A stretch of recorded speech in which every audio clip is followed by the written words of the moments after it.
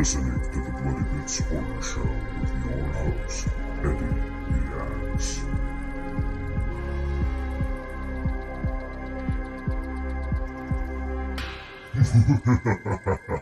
Hello and welcome to the Bloodybits Horror Show. I am your host, Eddie the Axe Jefferson, and joining me this week, we have a very special guest, horror and sci-fi enthusiast, the Oprah of horror, host of the Horror Movies and Beyond YouTube channel, Ivotres Littles. Ivotres, how are you doing today? I'm doing great. It's hot, but I'm doing great.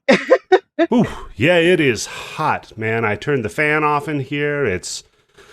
Oh man, it's sweltering. I tell you, I feel like I'm melting. But so I reached out to you a little while ago because I wanted to get you on the show because you posted a video on Twitter that piqued my interest. Basically, you said that you found a lot of help for your anxiety, as well as kind of an interesting acceptance from horror in the horror community, and that really piqued my interest. So I reached out to you to say, hey, I'd love to talk to you about maybe that or whatever it is you would like to talk about today. So I think the first question I'd have for you is, what's your background with horror? What got you interested? Well, horror movies has always been a family affair. Like since I was little, the first horror film I ever watched that I can remember being very little is The Thing with both my parents. I was trying to sneak and watch it. And finally, they just said, just come in here and sit and watch it. Because I wanted to see what they were doing, what they were watching. And then finally, when I sat there, and the first scene I remember at that age is when Copper, one of the doctors, was pushing on the chest, trying to save Norris, and his chest opened up.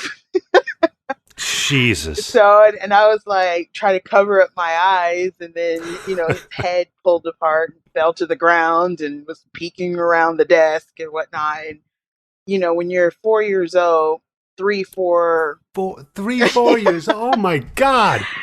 Oh. I was a little girl. Yeah. It was very frightening, and I kept covering up my face, and they were like, no, you're going to sit and watch this. So they're like throwing you in the pond and telling you to learn to swim. Yeah, Man. yeah, and wow. And once the head crawled across the floor to the doorway, that was when they figured I had enough. Oh. So they were like, get out of here. See, I told you, don't be trying to watch what adults are watching. And years later, became one of my, maybe, I want to say about 12 years later, it became one of my favorite horror films to this day. After that. Oh, yeah, The Thing is phenomenal. Yeah. Man. I think it's more for me of remembering, not only that it's a great film and the special effects are just breathtaking. I think it was just that moment where I was with both my parents together watching something horrific. So it gives me memory of my dad at that time. Oh, okay. Yeah, there is something very social about horror. Like even if the movie's not great, if you just, throw it on and you've got a couple of friends or family there with you while you're enjoying it, it makes it so much better. It does. It really does. Man. I have a 9-year-old and I barely am like, all right, it's okay for you to watch scary stuff, but she's so fascinated by it though. Like she's really into the Five Nights at Freddy's, and that kind of horror stuff. So I don't know. I'm having a real hard time. Here I host a horror show. I have a really hard time though, like dosing it out to her. Like, well, what are we gonna try you on just yet? The Thing though, man, that's starting at like 11 on a scale of 1 to 10. Well, that was, really hard for my parents.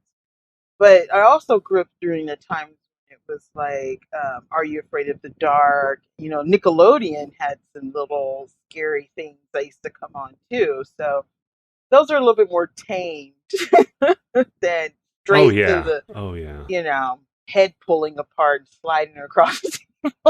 Yeah. See, I might be a little older than you.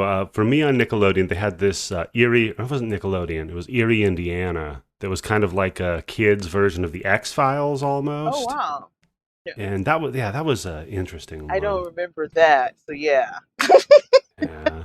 No, for me, it was going over to my buddy's house because they had HBO, and we'd stay up late and watch Tales from the Crypt, which that was the kind of formative horror stuff for me. So you got the hell scared out of you, but about 3 or 4, and then how long was it until you decided you're going to dip your toes back in? Well, it was an ongoing thing from there. Hmm. Our family. It was like, oh, we're going to the movies. We're gonna go see The Fly. Oof. And that's a real doozy. So, Oh I yeah. mean, Anything Cronenberg. yeah, The Fly, Aliens, Pet Cemetery, and Aliens. I saw at the drive-in, and Oh when man, I those missed were the driving. popping, I mean, they were Yeah. everywhere. The screen is just massive, and Yeah. that is scary. And I've seen Evil Dead 2 at the drive-in, so it was a Man. family thing. I mean, the Ghoulies, demons. Oh my gosh, it was just a thing. So it was always in my life. Uh, it was like the normal thing. Hey, it's Friday night, Saturday night, so let's get a VHS. Remember those VHS Hmm. Oh, video I just stores? purchased one off eBay just about a week ago. So. So it was normal. But as I grew older, I got to understand. I realized that it's not real. When you're in your late Hmm. teens, the boogeyman under the bed is not real. Um, Right. but yeah, it was always there. I further dipped my toes to where it was like, hey, this is something I enjoy all the time. Had to be when my boyfriend took me to Kamikaze for his Los Angeles Comic Con. Okay. And we went there, and I found the booth. As I was walking around, it said Full Moon Features, and Oh I was yes. like, Full Moon Features. But the things that I was looking at was like, I've seen that before. I just didn't know of the title Full Moon Features, and I'm like, why am I seeing Blade up there? Why am I seeing Right. characters? And as I got closer, and I was like, oh my gosh, I remember these dolls. I remember all this stuff. And I was like, I had said it out loud to, I guess, somebody that was working at the vendor. I was like, gosh, I wish I could the producer, director, creator of these. I Yeah. have questions. Yeah. And she was like, sure, like that. She was like, excuse me, Charles Ben, she wants to talk to you. I was like, Oh my holy. God. And he walked over and he was like, hey, how's it going? I was like, oh my Wow. God, Charles Ben, oh my God. And we talked for a couple of hours. I bought DVDs, Wow. and he gave me a plush doll of Blade. Um, Oh and I God, still I love have it. that. And ever since then, it was kind of that I could talk, because the questions, answers, the questions I was given, he was just freely answering. And I Hmm. was like, if I'm good at this. And that's when I started a blog, but my blog was called Nerdtastic Girl, and it was kind of general. It wasn't focused Okay. just on horror. It was just general. Anyone I would talk to at the Comic Cons and stuff. Uh, about years later, I wanted to, because I started collecting more horror figures and DVDs, and I was like, I feel more comfortable with horror. And so that's when I was trying to develop horror movies and beyond, and the title and what I want to do with it. And yeah, and it just went from there. And that was probably a year and a half ago.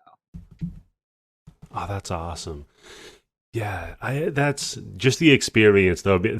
Hey, I wish I could meet the guy. Oh yeah, hold on, let me go get him. Like that's man, that's so phenomenal to me. Yeah, he's a very hard guy, like to find. Like if you're at Yeah, he's rarely at the cons. So I met him twice at the cons. That first time, and the second time came around was probably a year or so later at another con, and I waited 2 hours for him because they kept saying, "Oh, he's going yeah, to show up," and then he didn't show up, and I was like, "Crap!"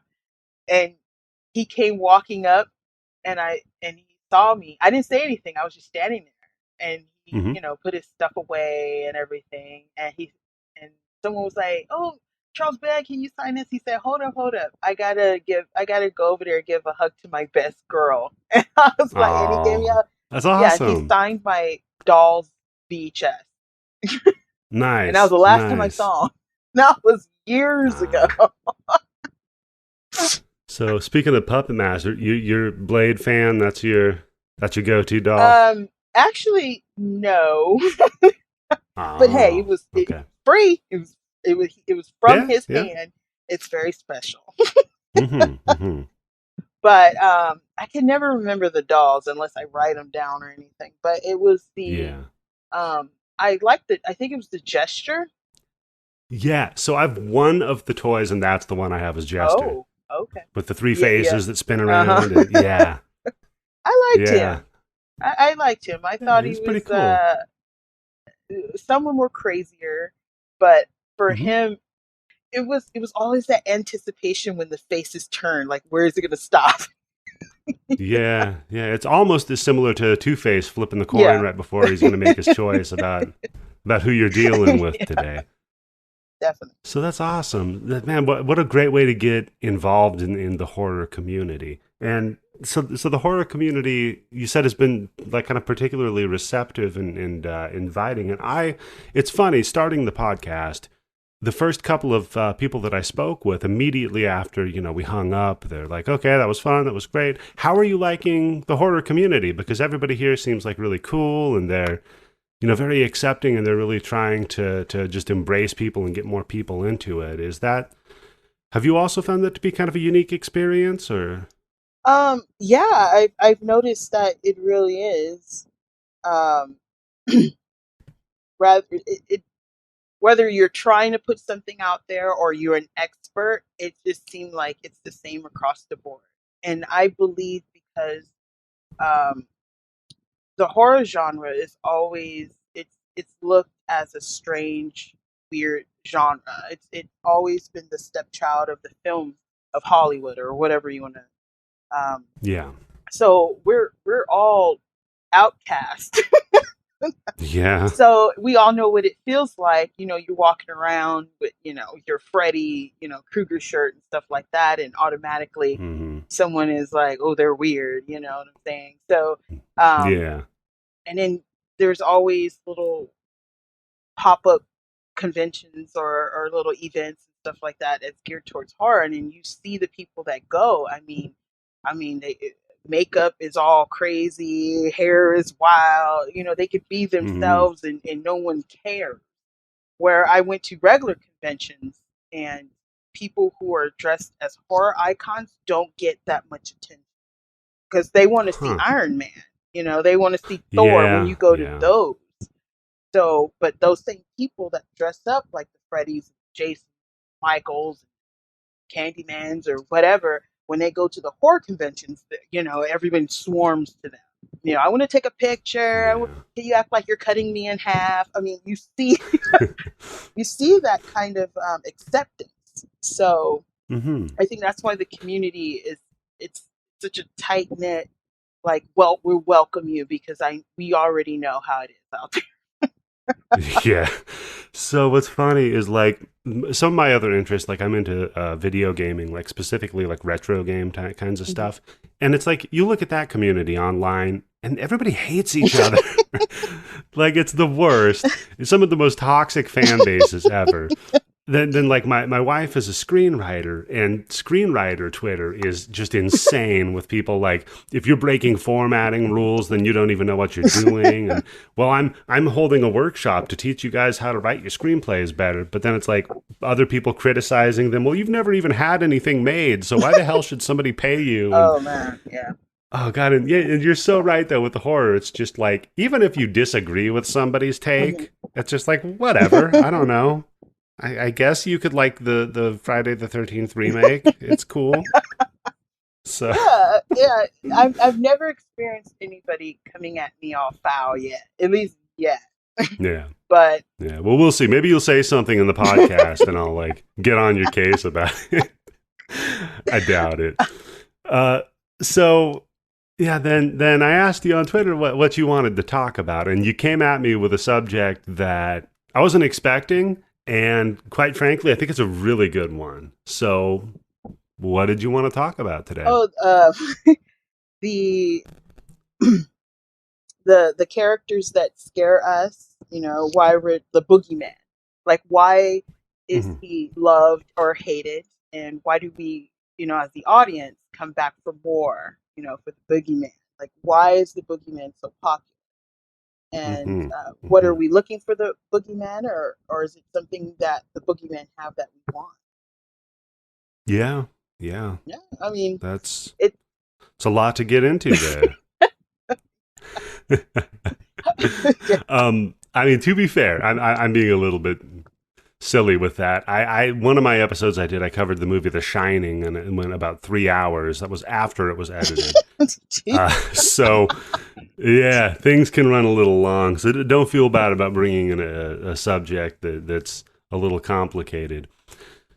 So when you brought this up to me, you brought up some good examples, I think, of because in horror you've got a lot of different kinds of boogeyman-esque things, right? You brought in, of course, the classics: Texas Chainsaw Massacre, Nightmare on Elm Street. I guess so. So we have a little framework for the discussion.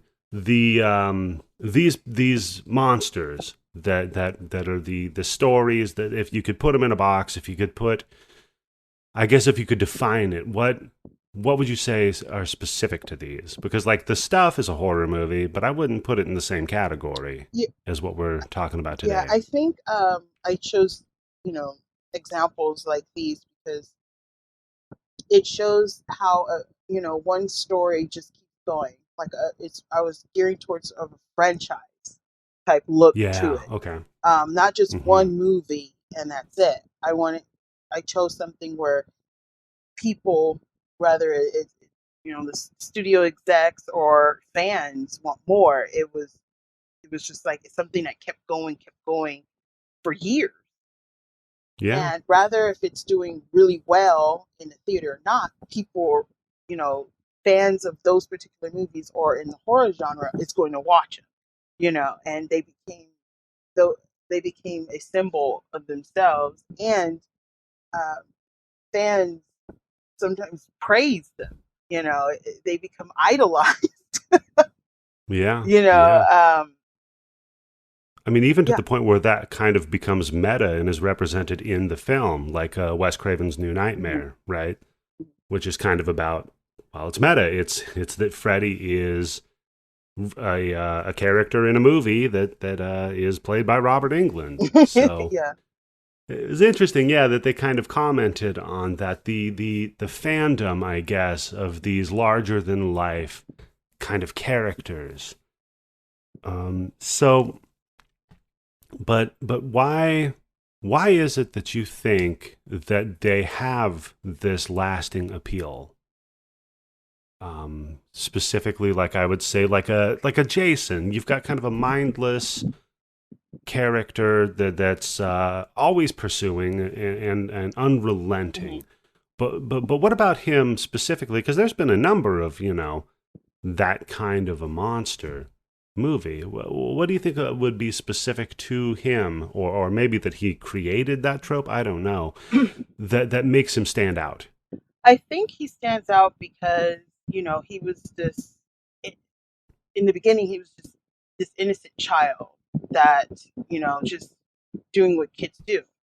by the lake, swimming, whatnot, and he wouldn't, and when he drowned because, someone wasn't watching, someone wasn't paying attention, that was supposed to be Mhm. paying attention and didn't. Yeah.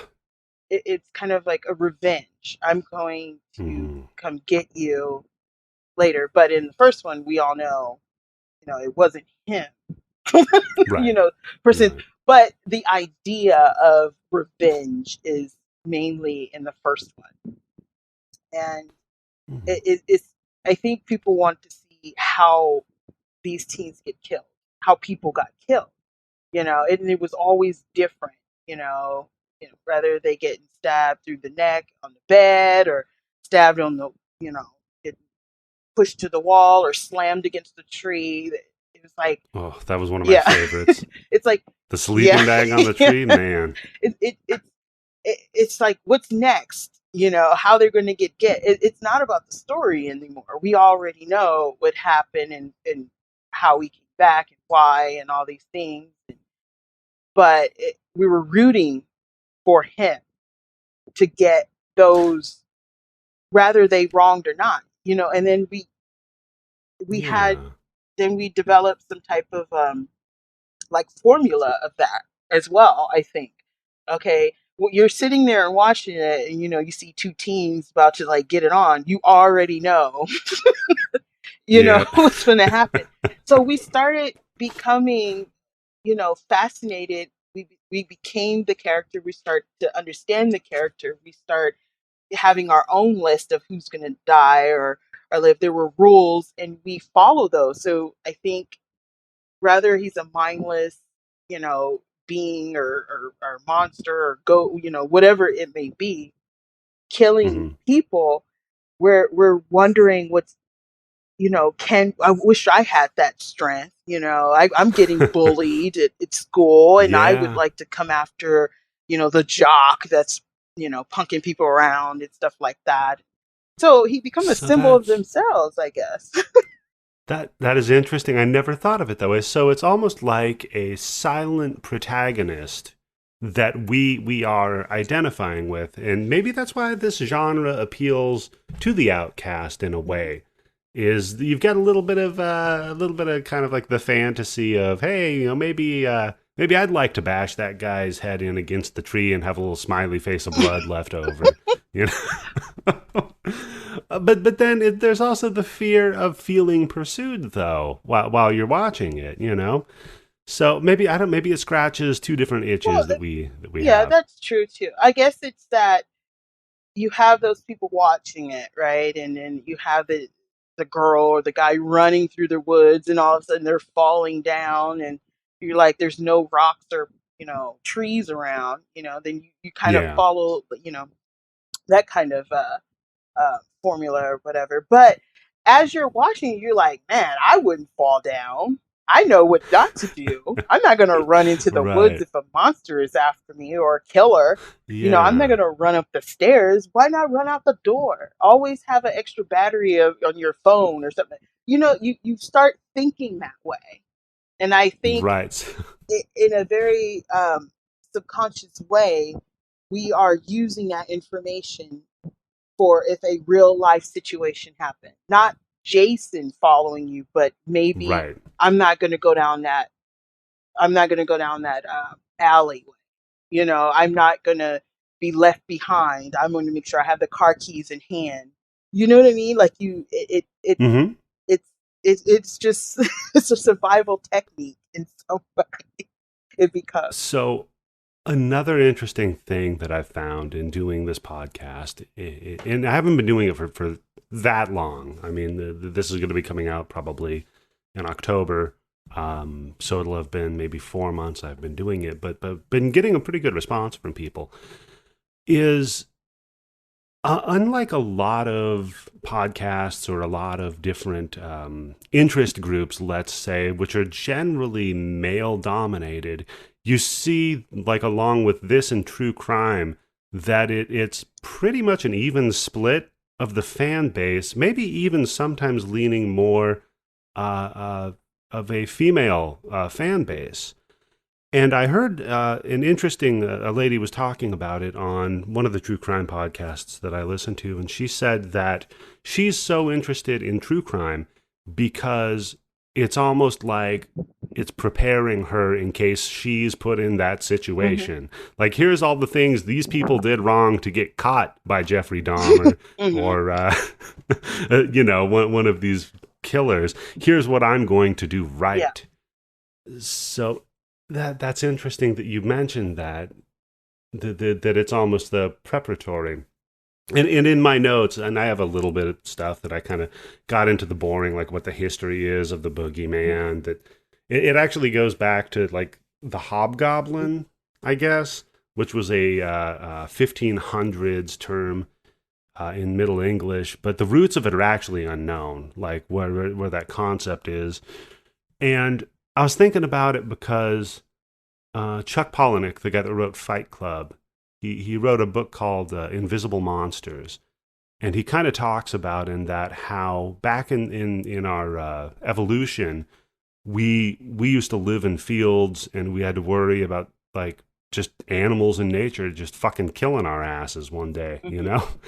So we were always like checking our peripherals and we'd see shit out of the corner of our eye and it made us kind of scared, and that's our that's what we come from, and maybe a little bit of that's still kind of stuck in our brain. So watching these horror movies and seeing this Jason and being afraid of being chased by him, maybe that triggers that primal kind of thing in us, but in a really safe way, you know, like going on a roller coaster a little bit. Yeah. I do agree with that. The boogeyman was something that, I mean, it goes all the way back to where stories can't even be told. I mean, they found, cave drawings of stories of monsters, things like that, where they think it is, by interpretation. But those kind of stories were used to, keep people, in line. If you go this way, this will come get you. And it became, folklore story to tell around campfires or just, to keep villages and things like that in order and safe. So, and then later it became one of those things where adults would tell you, hey, if you're not a good kid, you don't do your homework or eat your vegetables, someone's going to come out of the closet, Well, it depends on how you look at that, but come out of the closet or under the bed. So I was going to get into Nightmare on Elm Street, but I think you'd be talking about part 2 with that comment. So that totally makes sense, because that's the whole thing with a lot of these, right? Is whatever you do, don't have sex before you're married, which is like such a puritanical, like weird, stupid, anti-progressive view. But still, it's like, well, these teenagers are getting busy, and look what's going to happen now. There's going to be a spear coming up through the bed. So I just want to move next, like I was saying a little bit, to Nightmare on Elm Street, because I'm with you with Friday the 13th. Maybe we can identify with poor sweet Jason Voorhees, who drowned because people were being mean to him. Nightmare on Elm Street, I don't know if we can identify with Freddy so much. His background not super great. No, I'll put it that way. He is certainly out after revenge, that's for sure. But I don't think we're meant to identify with the monster here. And in fact, I have an episode recorded that, unfortunately, the audio quality was abysmal. So I don't know how it's going to come out about the first Nightmare movie. So I'm going to have to record it again. But Wes Craven was talking about the fact that we have to sleep and the fact that we have to dream and we have no idea where that comes from. And that fear of this inevitability that we can't control. And that is what he really originally based Freddy off of. So going along with that a little bit, and with the Nightmare on Elm Street, what's your experience with that series? What's your take on it? Because it certainly got far away from the original after a little while. But where do you land on that one?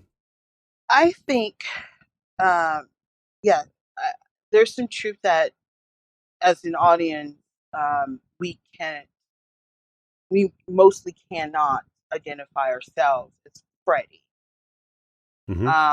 However, he does have that revenge factor that we can. Very little, but we can. I think Freddy is more of the nightmare that we face in our minds, not just in our dreams, but you know, things that we feel, things that we go to bed with. So if we, you know, having these thoughts of, our life sucks, and then it's like you taking it, you go into bed with it. That thing, you don't go to bed angry at each other. And I think it's part of that manifest. It becomes like something you have to defeat.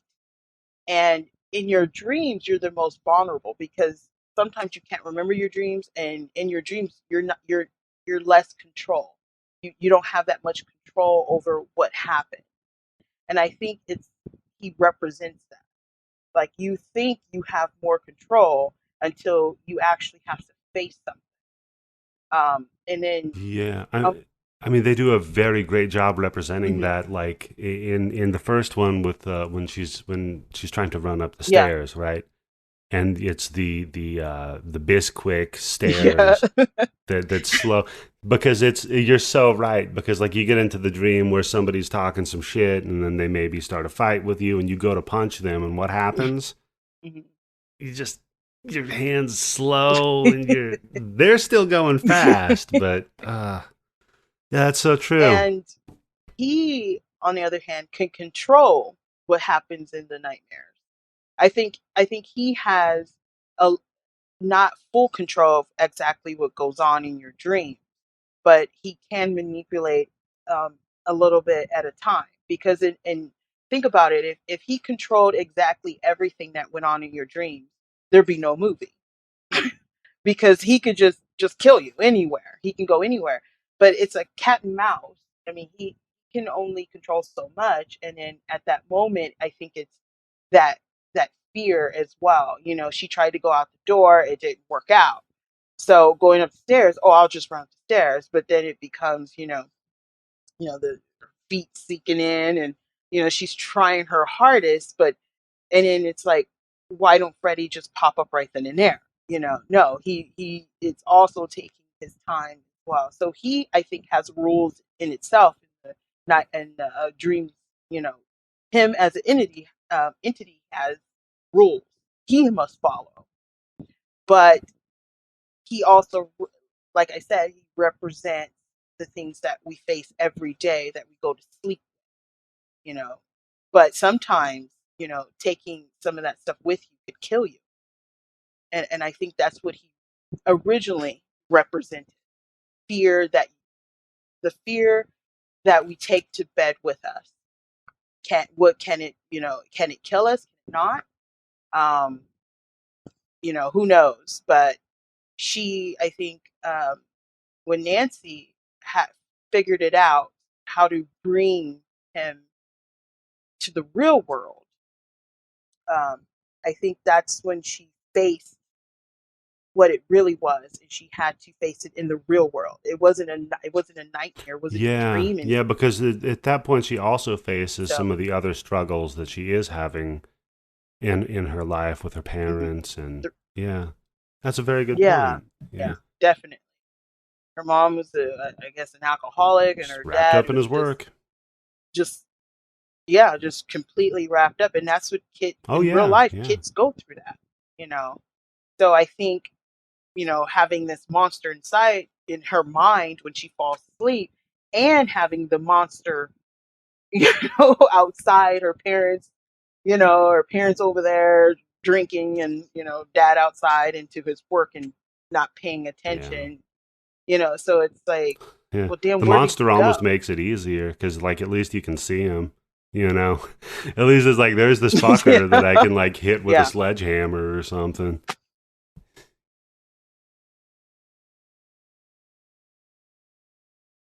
So getting on to I think one of the next. Well, I mean, you brought in a lot of examples. I don't want to lead this whole thing here. Come on. Uh,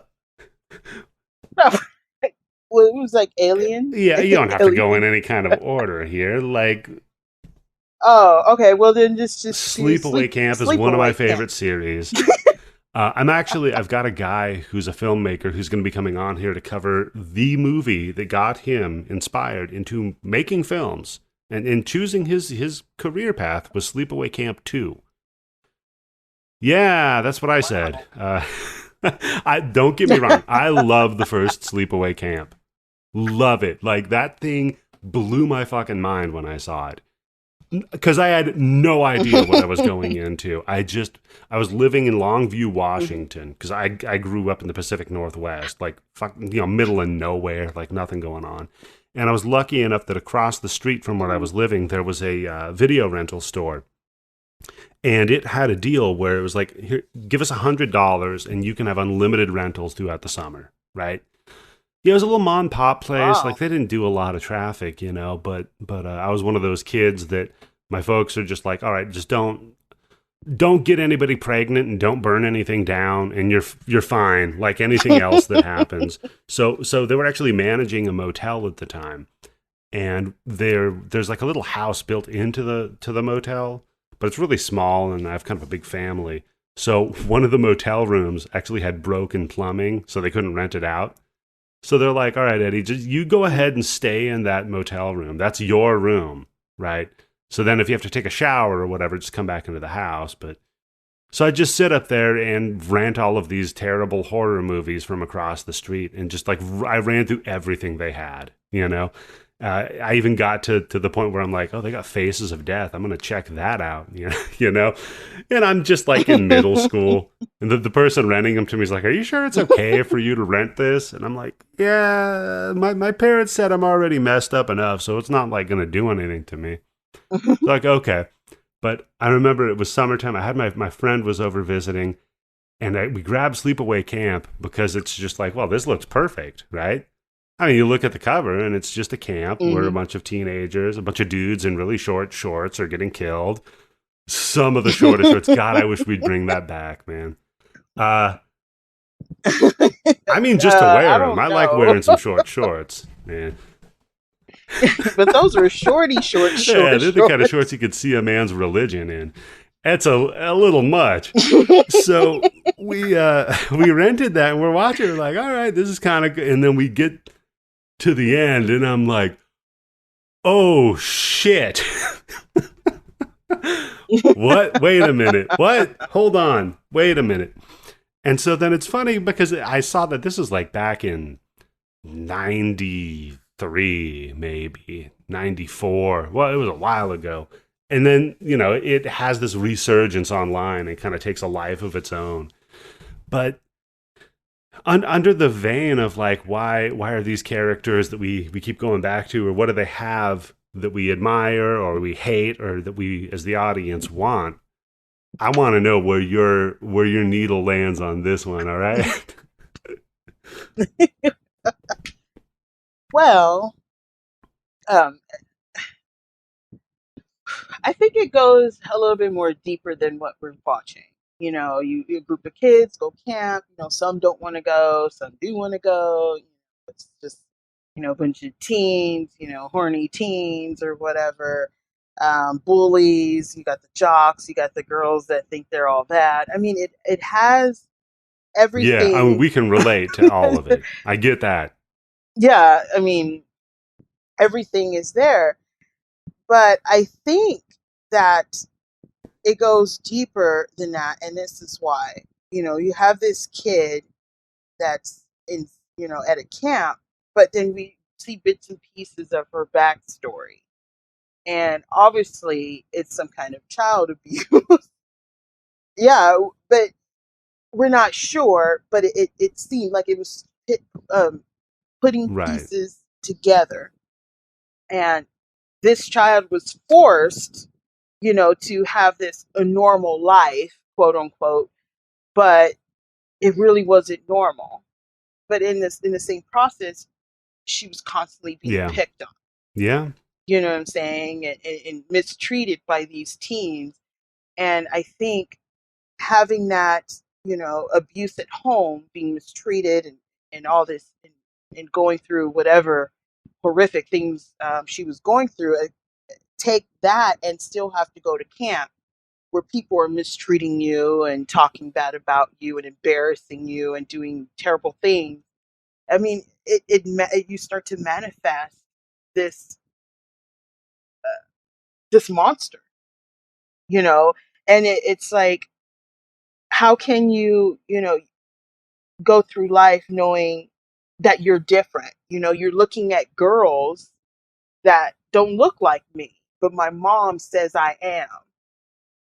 You know what I mean? You're going to be this. You're dirty girl. You're going to be this. And then it's like she's staring. It's not because she wants them or anything. She's trying to understand what's wrong with me, as well as going at home and being treated like that. So the story, I think, it's a little bit more deeper and complex than just a Oh, it teen really slasher is. Yeah. I film. mean, if I'm not mistaken, the very first person that gets killed in that is the cook, right? And the cook I believe so. Yeah. tries to Yeah. Tries to engage do in some something. uncool relations with a kid. So I'm cool Yeah. with that one. Like, I support that. Oh man, no, that okay. I didn't think of it that way. Yeah, I mean, it makes sense because you're looking at Angela and she's the outsider, right? Like, she's also like Yeah. literally the silent protagonist a little bit. We follow her. She doesn't talk Yeah. at all.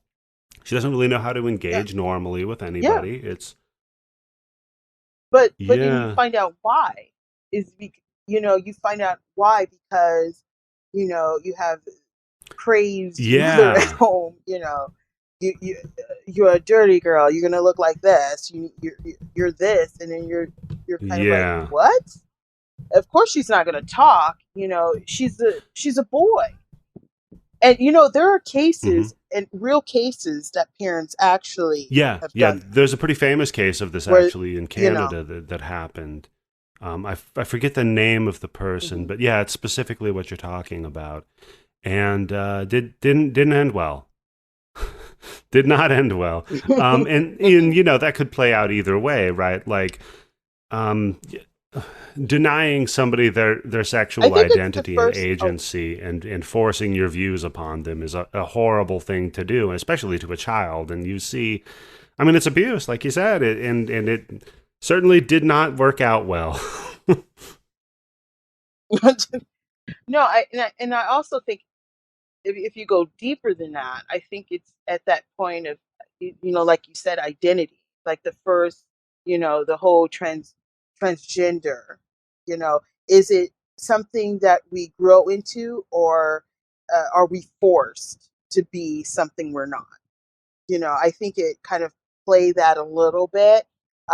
It was very little. It didn't really Yeah, I like mean, we push weren't that there as yet much, as a but culture to have that as conversation, and y- yeah, we're yes, barely definitely there to early have that 80s. conversation today, unfortunately. Like, Yeah, because during that time, it came out in 83. During that time, I mean, the whole AIDS epidemic was going on, so it was a really touchy subject for them to really, play yeah, no, that. absolutely. I mean, I remember like But this was a little because I saw it later on, but this was a little after like I said, I grew up in a very rural area of Washington. Like, homophobia and racism and all these things were very, very real. I grew up around it, and it for this to try to touch on it, even in a small way, like in '83, is crazy to me. It's fascinating. mhm. So definitely you have those kind of underlying stories that goes with that. But I really think if you the bigger picture was um, child abuse and being bullied. Both of those combined, along with the pressures of trying to make friends, and then those people turned or get back on you. It's like, what do you do? And it just kept. that revenge feeling, that monster inside, Yeah. the Yeah. boogeyman, if you want to put it, um, it started to create, like, I want to get back at this person. What can I do? How can I get rid of them? And she Oh, found her yes. way Oh, some of them are throughout the very film. creative, mind you. And yeah. The curling iron, that, oh boy. Oh boy. I'm a man and that hurt me. I'm like, damn. Uh the bees, like, yeah, there's so many. And Yeah. I mean almost perfectly dovetailing because we're coming up on an hour here pretty soon. Is so you've got these topics of revenge and abuse and oppression and trying to trying to tell the story of these, in some ways sympathetic, especially like with Angela, of course, and with Jason initially. I think to wrap this one up, the subject I want to get into is Candyman, which Yes. to me, of the ones that you put on the list, this is the one that I remember specifically. I was allowed to watch almost any horror movie growing up, but for some reason, my family's like, this one might be a little too intense. Which is so funny because then I saw it and I'm like, I don't know. I mean, it is a very intense movie, don't get me wrong, but coming from my family, I'm like, I don't think you know why it's as intense as it actually is. I think it's Yeah. maybe scared you. Mhm. So yeah, that's one of them you have on the list here, and please. Well, I saw Candyman months after my birthday. My sister took me, I was 12. And Pretty young. yeah, like I said, it was a I'm family sorry. affair. I really hate to interrupt, but if I have a 9-year-old daughter who is into horror stuff, right? I want to get your opinion on this. What's the first movie I should introduce her to horror-wise, and when? Like, just from your perspective, because you're raised in this. Well, wait, how old is she? 9? She's 9. Yeah. 9 years old. I would start off with the fun horror. Like something, killer clowns from outer space, critters, maybe even watch, if you could find Are You Afraid of the Dark, Tales from the Crypt. I would do monsters. I would do kind of the quirky, fun horror. I wouldn't go straight to the gut because Yeah. you don't want Probably to. wouldn't go to Candyman immediately. I mean, I wouldn't go too intense, but you can also figure out what she likes. I mean, if she's sitting there, you know, um, going through and you see her looking at, what is it, Forensic Files or something like that. No, that's my wife, unfortunately. It's kind of like, okay, but but you still want to make sure they know the fun side because horror is supposed to be fun. It's fake. Yeah, That's it's what a roller coaster ride, yeah, right? you really want to put that in their head that when we put this movie in, it's fake. When it says based on a true story, this movie is still fake. You Oh, need that's to, that's a good way to do that. yeah, you still need to do that. But if they say, but it says based on true story, I know what true story is.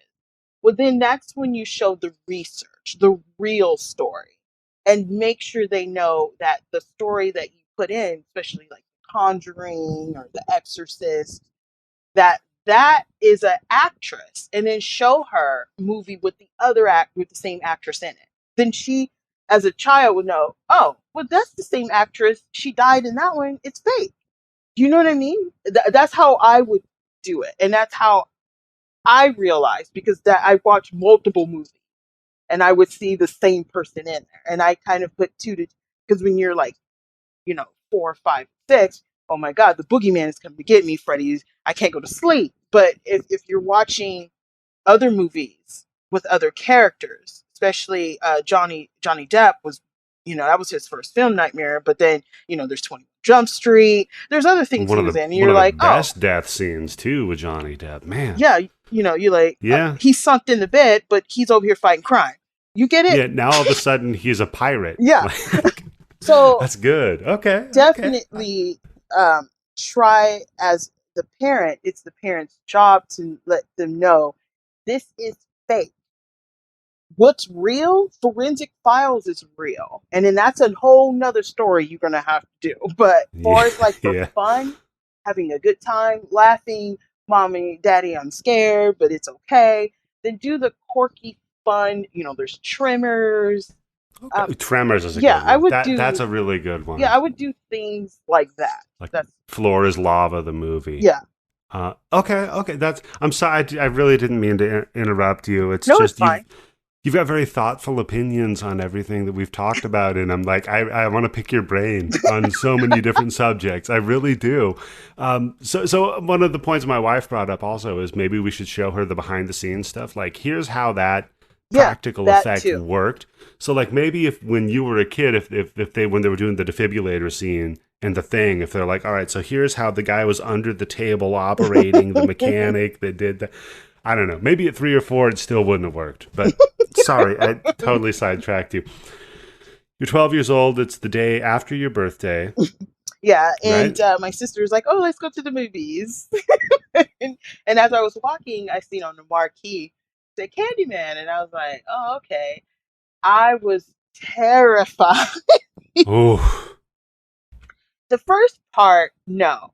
Nothing scared me because it was giving that atmosphere, even the sound of the music for it was really good of giving you the tone of it, and especially the camera, the flashing of the lights, because it always gives you that moment of what you're going to see, but you don't see anything yet.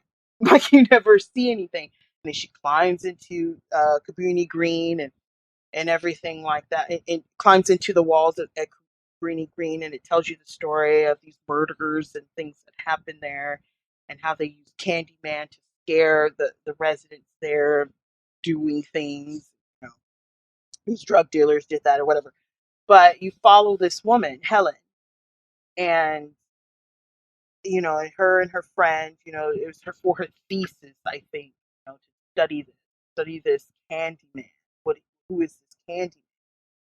And it becomes a very innocent story until one day one of the professor friends actually, kind of gave you a backstory of that, and you watch that unfold, and it definitely touches, during that time of the whole forbidden love. If you're black, you can't love a white woman, and vice versa. But and that's pretty sad because it definitely deals with slaves, the brutality of that, how that is forbidden, like torturing, and how they thought it was okay, and things like that. But I think it also gives like another relationship that people have is like always that forbidden love. Some people you just can't be with because you're not equal to them. Regardless, it's skin or financial or whatever, sometimes you just can't get to that. And it plays a part of people using a story to scare people. And it goes back to that folklore, that legend, that it became something where it started to manifest and people start seeing it, especially her, because no one was seeing it until she kept pushing for it. And then her friend saw it. So is Candyman physically there, or is she was Candyman because that's what she forced herself to believe? Okay. I mean, that's if you go deep, it's psychological. Yeah, no, I dig that. So it's like it's the whole the more that you believe in it, the more that it becomes real and it can harm you. Yeah. Right. To a degree, but it's also the fact that she's digging up these old things and these old wounds that are maybe never really actually healed over. Mm-hmm. and starts exposing that, and like you said, becomes the Candyman. That's, yeah, I could totally see that. Yeah, and we get that when she went, her and her friend was like, oh, let's try this. You always have that one friend, let's try it. And, they do their Candymans in the mirror, but nothing happens at that moment. But it's like a slow burn.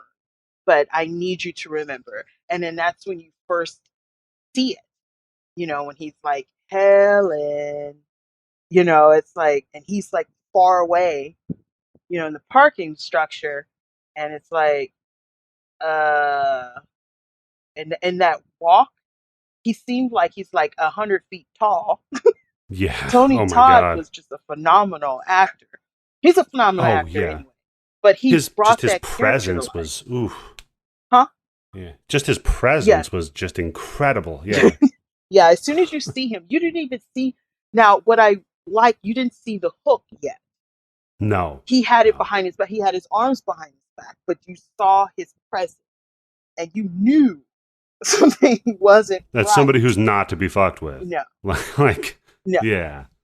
And then he let's just say he was a ghostly of the figure of the boogeyman. He was the boogeyman. He became real. Let's say he was real, not just in her mind, but he was real. Then you have he needed people to remember him, to bring him back, to give him the power he needed. So he found someone who wanted to dig, because if you notice, people didn't want to talk about it. It's a rumor, it's this and that, but no one talked about it. But she kept digging for it and revealing and making him stronger. So he found a victim. That's why he kept saying, be my victim. He found someone who can help him. And she kept bringing him up, trying to convince people that he is real. And that was putting, the gasoline on the fire for him. Keep doing that, Helen. He was driving her crazy. She was telling people he is real, but that's what he needed. Interesting. Yeah, I could totally see that. It's, never thought of it that way. I really didn't. But that totally makes sense. It's kind of like akin to the Nightmare on Elm Street thing. Like, New Nightmare. If you think about New Nightmare. Remember, totally. one. He was gone for a while. If you remember that, the earthquakes and she lives in LA, like, Heather Landing Camp, her life. There were no more Nightmare on Elm Street movies. It kind of stopped. They're going not from Jason versus Freddy, but we're going, the actual franchise from this canon. And then I think her husband was, they were doing another film, but it started to bring it back. Well, yeah, because like the special effects for the glove, the mechanical glove, cut somebody, and they're like, well, wait a minute, that's a little crazy, and she had a nightmare about it. Mm-hmm. Yeah, so it started to begin to re-manifest into reality the more that she believed in it. But the difference, I think that I don't know if I'm right or wrong, the difference with that is that she needed to remember him in order to keep him at bay. Well, yeah, that's what it ended up being. Is if you don't keep telling his story, then he will manifest. Because if you don't remember him, he will make you remember. But if you remember him, he loses his power because you remember the story. Right. That's why. And that's what's interesting is that was kind of what you're talking about with Candyman was almost the idea behind the original premise for what Jason versus Freddy was supposed to be. Yeah. Right? Mm-hmm. Which was that people were treating Freddy as like a joke. They would take pills so that they don't dream, and then if they did dream, they would taunt him because they knew he was basically powerless, and then he ended up controlling Jason and having Jason kill people, but make it look like Freddy did it to... Yeah. That makes sense. So that was the last one on the list I really wanted to hit on, but like I said, I mean, I don't have a specific time limit. So Is there another one on the list you really wanted to talk about before we close this out? I want to talk about. Oh, there's so many. Mm-hmm. Feel free. Alien. It's my second favorite movie, but I think Alien is a little bit more complex. Well, actually, Child's Play is kind of played out. Let's go with something people rarely talk about, which is Alien. Okay. Yeah. Alien, great film. Just rewatch. That was actually one of them I was considering to show my 9-year-old was Alien. Mm-hmm. Because there's not a lot of weird sexuality. I would show part. Yeah. Because there is a little girl in it. Oh, yeah, that's true. So, okay. She can relate. Like, there's a little girl. The little girl survived longer than everyone. She's a survivor. It's okay. She's not as scared. So I would do that. Okay. Plus, I just want to show her Sigourney Weaver just being a fucking badass. Oh, yeah. Yeah, that. I loved her in the first one, Sigourney Weaver in the first one. It kind of, she was kind of more a little bit timid in the beginning, and then she was kind of forced to, survive. But all these dudes were fucking up and just completely inept, and she's like, God damn it. All right, fine. Fine. But 2, it was like, she was always, she was at that point of being a badass, but she was still that wimp though. She was like, oh, I'm not going back. I told you I'm not going back. But then after having her nightmares, and her nightmare was that she will get one inside her. And she constantly, it haunted her. And her fear, she had to face her fear by going to help. And I think facing it, that's another, really big in that story. If she faces it, then, and help, that fear of being attacked, it will go away, because now she has, a Marine group with her. She has scientists with her. She has people with her, so she felt she's safe in some way, because now you have a force with you. But in reality, it didn't matter. No, not really. And I mean, and that's funny you say to face it so much, because like, it's literally a monster that the fear is that it's going to jump onto your fucking face. And that's the worst thing that it could do to your ass. And like you said, the fear is that it would get inside of her. So that makes so much sense. Yeah, I love Alien. I enjoy the entire franchise, but I think Aliens, James Cameron can really put you in another world. I mean, if you've seen his films, if you grew up with his films, you watched his films, he has that ability to have you sit in your living room and think you're on Pandora. Think you're on the Titanic. Think he's epic. He's an incredible world builder, for sure. Definitely knew. He knows how to do that. The story we've seen. The story is, woman save the world, or man meets girl, they fall in love. I mean, we've seen that already. But he can bring a world to you that is flawless. I mean, it's so beautiful, rather if you're in space, on a ship, or on a world where there's floating mountains. He just knows how to do that. And I think Aliens, I think Aliens had more of a story of a mother's love, because if you realize she lost her daughter. Well, she didn't lose her daughter. She was in space for a while, and her daughter grew up, and you know how that happens because you're in the cryo. Yeah, I don't know the scientific part of that, or whatever. I don't know. So her daughter grew old, and she didn't see her daughter anymore. And so when she met Newt, it brought her back to that. Like, she's not going to leave this kid. She grew to love this kid. It was like a surrogate for her kid. Yeah. So I think it's playing a part of a mother's love, and in what depth you would do to protect that child. But even from both perspectives too, right? Like, you're also talking about the Queen Alien. Yeah, the Queen Alien had her baby. It was like, okay, you're going to destroy my babies. We're going down. But it was. I think. See, at that point, what I liked about that is when she finally, um, had to find Newt. She went through whatever the whole ship was going to explode, you know. Oh yeah. And Lance Henriksen, I met him a couple of times. He Oh played really? Bishop. Yeah, I got Yeah. a Yeah. autograph and picture with him. I actually interviewed him for my blog, and that's a funny story. But yeah, there's a funny story how that went down.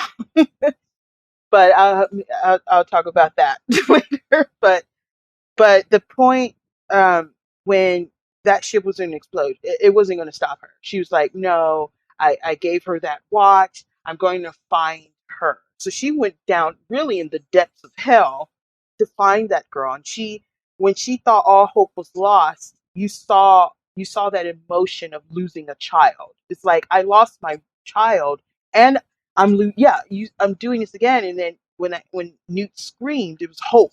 You see her, she didn't even hesitate. She jumped up, ran, and found her, pulled her out of that gook and whatever. And then that's when she was like, oh crap, all these eggs. And when the queen was still laying them, God, that queen was massive. Oh God. The visual of that queen was like, Just intimidating. yeah, You're like, very oh intimidating. shit. And so when she sat Newt down and they backed away and she had her blowtorch ready, it was like, okay, we're going to back away. And then that moment when the other aliens were creeping up, to get her, and she pointed it at those eggs. And that queen was like, oh, hell no. So she told everyone to back off. And see, that is a mother relationship there. You may be a monster, but I understand a mother's love or mother or caring or instinct, whether it's Those love are or your instinct. kids. Yeah. So I'm going to let your babies live if you let me and my baby live. And that was the agreement. And you saw that. But the moment that egg opened, she knew that there was no way to stop that. That means they were all going to open. And she blew them away. He's like, psych. I mean, she used everything that she had put together on that gun in that elevator on the way down. And she ran up out, and that queen ripped her, whatever it was. Oh, yeah. It was like, I'm going to get this bitch. Oh, excuse me. I don't know if I can. No, of course. Every one of my episodes is rated explicit. Oh. No, don't even worry about it. She's like, I'm going to get this bitch. And was getting her. Like, and then thought. For real. Yeah, and you always have that sense of safe. You get there, Bishop gone. Where the hell is Bishop? He comes back. It's unstable. They get on there. Everything seems to be okay. You did good, Bishop. And that queen was like, psych. Yeah. Well, the whole Alien series is so good at doing that. It sets up safe, and then it plays with safe, and it fucks with safe, right? So you've got everybody's hanging out, having a real cool dinner in Alien, and everything's all great, and all of a sudden, oh man, my stomach, I don't feel good. Yeah. And it's like, well, there went safe, Yeah, he was, oh my God, that is right. I forgot, what was his name? He was sitting up there eating them noodles and just tearing them up, and all of a sudden, chest is burst. I was like, wow, that's horrible. This shit just got real. Just playing with safe like that is such a great way to set up horror. So, but for your theme of the characters, in this one you're referring to, I mean, there's this interplay between the both moms that's. Yeah, it's so interesting because in horror you don't see that like played with much. I mean, you got kind of the opposite of that with the earlier like Rosemary's Baby or The Omen, where it was more about controlling the woman, and putting her in a place that alienates or creates the uncanny with having a child, right? Yeah. I guess the Babadook maybe would be the nearest that you kind of have where the kids both like, I'm afraid of this kid, but I also got to protect this kid. When I watched Babadook, I was rooting for something to get the kid. I mean, that kid was... that kid sucked. In the car scene alone, I was just like, bring on Babadook. I I couldn't. I just. Oh my God! It was. Yeah. I could. He needed an ass whooping. I mean, it's like, come on. You're telling the mom, like, look, I know shit is not good right now, but you gotta like take care of your kid. What are you doing? Yeah. But the last thing to say about the aliens, it definitely veered off into other parts. Alien versus Predator. Not a lot of people talk about it, but I did enjoy it. It was fun. Yeah, it was very fun, and I love Sinead Lathan. And when I saw her, she was in it. My thought was she was going to die because you don't see too many black stars and big Hollywood budget films live. So when she lived and was fighting alongside the Predator, I was just like, well, you go, girl. Okay. And she did a phenomenal job. People were waiting for her to continue, but for whatever reason, it didn't happen. But whatever she put in, in her character, and she did such a great job with that. And yeah, that was a great movie. And then there was Covenant and Prometheus, and that's another podcast. Yeah, definitely. Yeah. That's a different subject altogether, I think. Yeah, I watched Prometheus 5 times. Oh, wow. Straight. Not all at once, but different times, because I felt like I was missing something. And I was like, oh, I'll watch it again. And I watched it again. And I watched it, and every time it cut off, I sit there with a question mark over my head, like, what? And Covenant just really really just. You want to love it. I enjoyed it. I love the death scenes in it. There were some messed up. That thing coming out his back was just horrible. I thought it was one of the best. But when you find out how it began, you're just sitting there, just like, this is some old bullshit. That's always disappointing, man. I mean, I never talk bad about horror films because they're all they're subjective. What you love, I may not love, and it's okay. Mm-hmm. That's why there's a gazillion. Exactly. But there's some story plots that just had more holes than Swiss cheese. I just couldn't understand that and why it was. Why? But yeah. Anyway, you gotta love them warts and all. It is what it is. Definitely.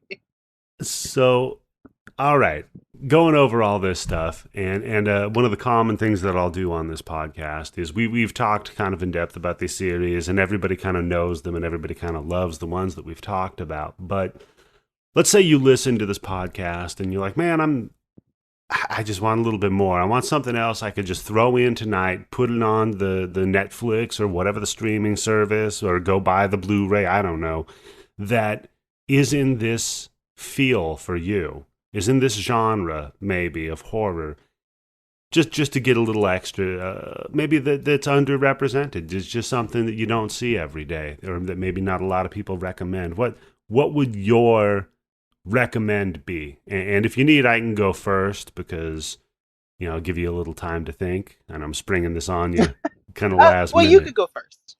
Sure. So I would say one of them I think that's interesting, and it has kind of interesting, it plays around a lot with this theme, is It Follows. Oh, yeah. I know a lot of people have probably seen it, but I think that it's almost a meta version of this classic slasher horror. I'd say it's probably the last slasher, like true slasher, quote unquote, horror movie to come out in recent history. And I mean, I'm not going to spoil it, but the feeling of being relentlessly pursued by this force that also is inevitable. It's something you do have control over it, don't get me wrong, but as a human and as an animal, you kind of don't. So I was just like, man, I don't know. I'd be in some trouble here. So yeah, I think that's what I would recommend. And if you want to have something that's like playful and kind of messes around with the formula, but for fun, Cabin in the Woods, if you haven't seen it, is It's a good time.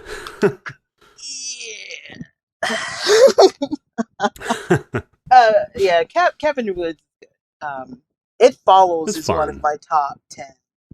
Yes, Really? it is. Oh, I love that movie. When I first watched it, I was like, when it begins, you have no idea what the hell is going on. All you just see this kid just running, and you're like, oh. But you could see even in the distance, she was scared of something, and it was like she ran a full circle, and then you still don't see anything. You don't see anything. She runs out, she gets in the car, she makes a phone call, whatever, and then what?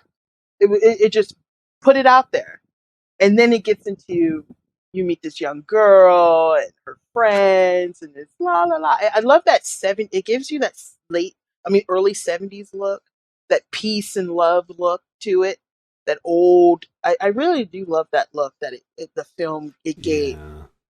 It's interesting because like it never really expressly gives you a real good sense of time and place. Mm-mm. But you're right, it so feels like a Halloween, like an original Halloween series. Yeah. Yeah, definitely. And then it just you just constantly pursue and you see the fear that no one else can see it. That's the thing. But then it's like what I really loved about that film is that is it in her head?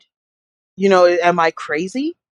But then when you see that moment when no, these are real, it's just they only pursue when you have sex and you're infected. I guess it's the modern day version of you having an STD that Yeah. stays with you. Yeah. It just keeps coming. Uh, And if you engage with another person in your friend group, you're like, well, I'm dooming this person, yeah. But like that moment when they were at the beach and you see something walking up and you're just like, okay, okay, and it gets closer, okay, and then you don't see it. They cut it out, and then all you see is her hair go up, and then everyone saw that. So yeah. that's Oh when you man. get it. Okay, everyone can see this. This entity is real and physical, but you can only see it once you're infected. Yeah. And her friends like are trying to help, but they can't see the Yeah. thing. Like, that's so good. They're like, point to it. Where do you see it? It's right there. And then when they get into that shed and the door blows open and then she just takes off. And then, especially when they're at the pool. Oh yeah, I love that they're just like throwing spaghetti at the wall. They're like, "Fuck it, I don't know what's gonna kill the thing. Let's try to like electrocute it. I don't know." But they were real. And then, not only that, what else I loved about that film is friendship. It played a big part. You have the entity chasing her, but I don't think it was about that. It was about the depth your friends would go to save you, to help you, even risk their lives. And that's a close friendship, which Oh you yeah, don't oh really yeah. have that much. No, not especially like not in these movies. It's funny. Yeah, it's really kind of about that. It's really about kind of like working together, Yeah. friendship, and in relationships, and unfortunately, like the consequence sometimes of those relationships, Yeah. which is the And they were person who gives young you too. They was an the curse. adult. Yeah. They were Oh yeah. young and risking themselves for their friend they've known for years. And that's what I really loved and focused on in that film. Yeah, the monster is scary. Boogie, I mean, that was horrifying. You don't know what it looks like. It's just walking slowly and getting you. But And it can be anybody. It can look like whatever. Yeah. yeah, it come at any moment. But the friendships, I mean, they stuck by her. I mean, one got shot. I mean, it just no one said anything. She in the hospital reading her little stories, and they're just Yeah. laying there, while she's eating her her Jello, drinking her juice. They're all there. That was important. Friendship was a big play in it. It was a good one. Very. So, I guess that's my turn. What I would Yeah. recommend. Yeah. I'm gonna go old school. Okay. One of them is old school because you did two. You don't have to do two. Okay. Well, I'm gonna go old school, really old. I'm gonna go with House on Haunted Hill. The Vincent Price. Yes. Yes, I think it was 1956. Yes, it was. Yes, I'm going with old school. I love old school, black and white. I just it's just so I enjoy watching Vincent Price. He always seems to put his little 2 cents in, and you either laugh or are terrified. But House on Haunted Hill is one of those films I think, especially if you're into horror, you should really watch the old, especially the 50s. Um, they play a lot of parts. They play a part in what we watch today because a lot of remakes and a lot of studies came from these old school films. Um, but House on Haunted Hill, always it plays on a lot of things. Um, you know, you have the hysterics of the guests coming there, and they're if they survive the night, they get money, and then you have him and his wife, going at each other's throats, maybe literally in the film. And it's funny. It has elements of humor and fear, and it plays it very well. It's such a balance in that film that I really did admire, and it's not just like Vincent Price. He's very charming in his roles, but the story alone really plays, on the comedy aspects of it. Yeah. Yeah, they I think comedy adds so much to horror. I mean, the two are like intertwined so much. Yes, and I think it's well balanced in that film.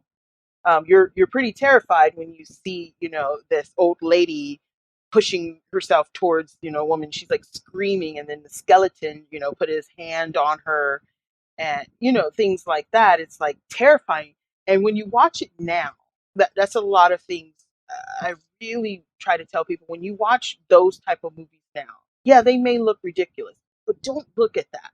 Look at you got to think about the time. They don't have the technology and things like that. They were focused on good acting and the story. That's all they had back then. If you were terrible, it showed. Oh yeah, yeah. You have to exactly take it with historical context. Yeah.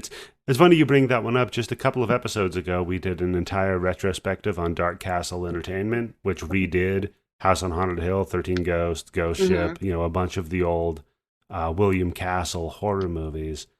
So yeah, I would absolutely suggest people go out and see the original House on Haunted Hill. It's fun because you'll watch that and then you'll see, oh, well, that's where that trope came from. Yeah. Oh, well, okay, so this is why we do this now, and this is what things are doing now that are kind of playing with that trope. Mm-hmm. Totally. And in some instances, I mean, with those old effects, because they were limited to practical effects, I think in some ways it actually looks a lot better and holds up a lot better than digital. The bad CGI will never be as good looking as the squibs on the original Dawn of the Dead. Yeah. And I recently saw the Screaming Skull, and I was just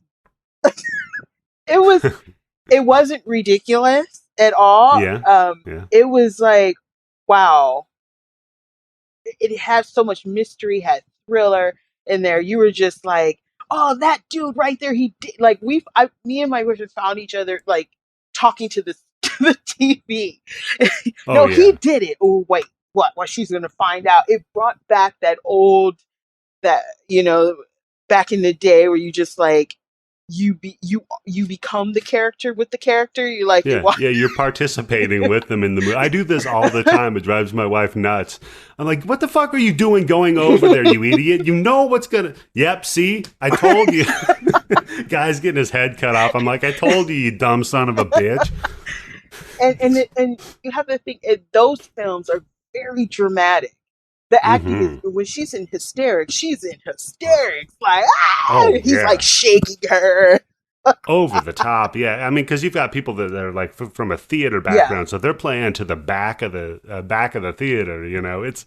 It's and then the music and yeah, very atmospheric too. I love Yeah, it. because in the 50s, TV is new. Mm-hmm. Mm-hmm. TV is new. It was radio was in, and then it converted to TV, and the people would go to the theater.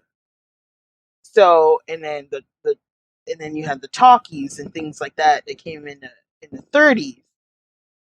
But when that transferred over from theater and people's radio and listening to the broadcast of plays, and a really good one is of how it affects people was War of the Worlds, with Orson Welles.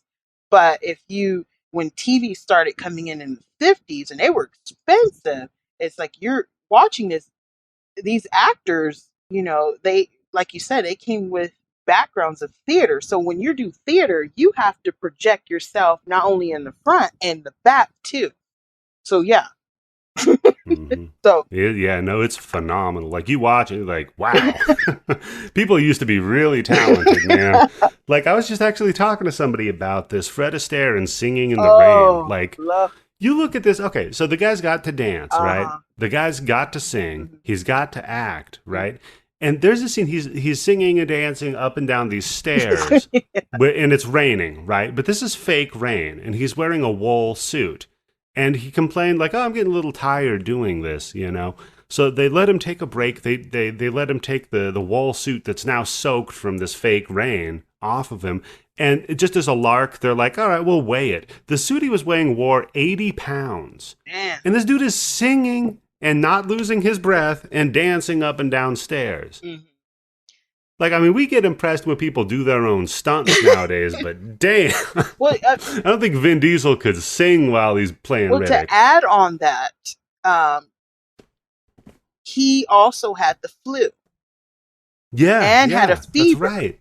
And the show must go on. Yep. And Show Singing must go in the on. Rain is one of my favorite films. Oh, I okay. loved it. And because you see the talent. You see there was no auto-tune. There was no, they danced that number. What you see, long takes. It wasn't cut here, move the camera over there, move the camera over there, have 20 cameras everywhere. No. Right. They did. Well, plus it was film. It wasn't digital. So like, you don't get it in enough takes. They'll just start beating you, Film was expensive. Look, man. Yeah. Oh yeah. Yeah. So they did such a phenomenal job with that. But I would say House on Haunted Hill, old school, if not that one, 13 Ghosts, any of the 50s, mid-50s, like 52, 53, mid-50s, them, those kind of films really brought to the table what is important in the film industry. And we use those today. It doesn't matter who's in them. It's the story behind it and the effects about it and the creativity that they put into it. And that's what we have today. The story must be told. Yes. we keep going with it. Well, all right. Thank you so much for joining me. I had a really good time talking to you about all of this stuff. So if my fans want to reach out and they want to get a little bit more from you, where can they find you? What do you want to promote? Well, everything, because I'm mostly on Twitter. And Instagram, those are the two I'm like always on. But horror movies and beyond, if you type that anywhere, I'm the only thing that pops up.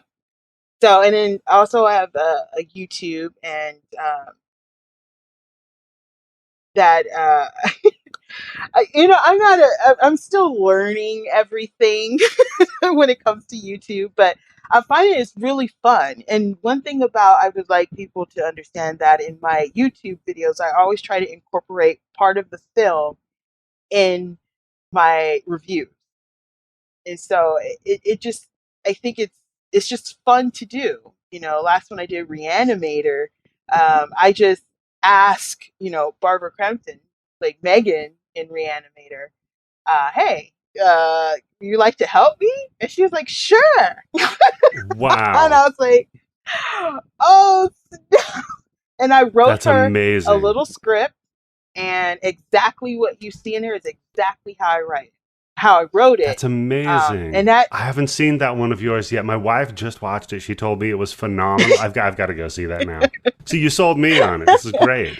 And the first one I did when incorporating was Host, when that came out. And so, I had a candle, and then all of a sudden there was an interruption and blah, blah, blah.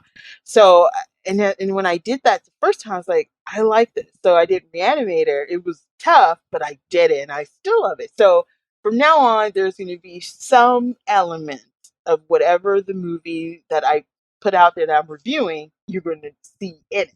Rather, it could be an actor, an actress, or props, a stunt. I don't know.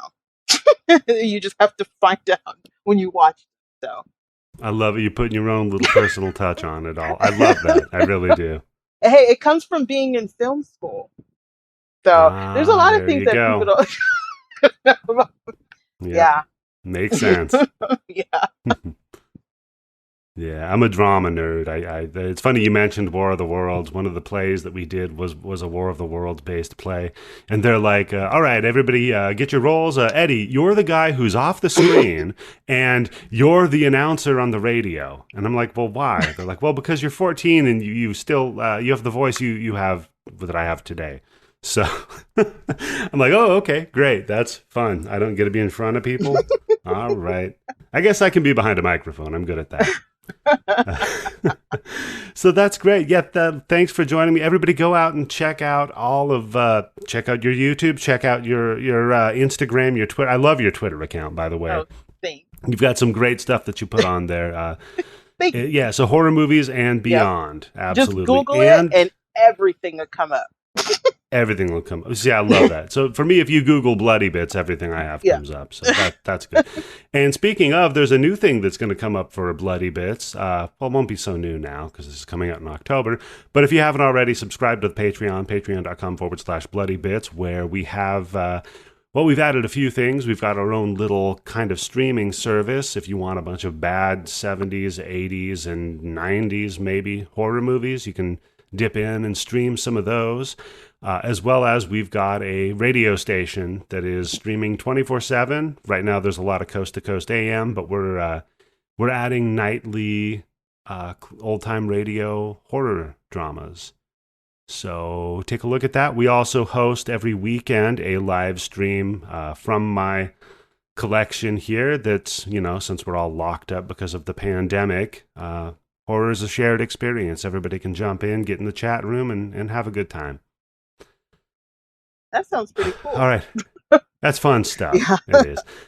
All right. Well, thank you so much for joining me and sharing your time with me today. You're welcome. I really appreciate it, and I had a very good time talking to you. I did too. This was I learned stuff too.